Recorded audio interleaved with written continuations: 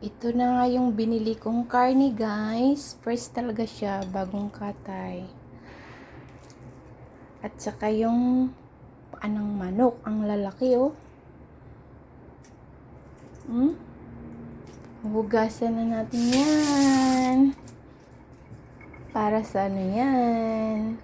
Para yan sa, lulutuin ko yan, guys. Adobuhin ko yan. Baon. Para baon sa Sunday, oh. Saan ang gusto nyo? Paa ng manok o yung meat pork? Paghaluin ko yan, adobuhin ko yan siya. Yung masarap-sarap na pagkaluto. Mahugasan ko na to. Alam mo yung mga Chinese dito magluluto ng manok, hindi na nila tinanggalan ito. Hindi na nila tatanggalan ito. Diretso lang luto. Malinis. Malinis naman din siya. Tinanggalan na ng ano, yung nito, kuko. Pero, pangit tingnan yung ganito, meron pa.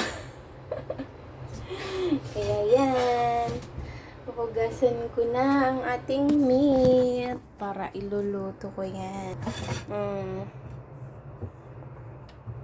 Paadubuhin ko pala to, guys. Bye-bye!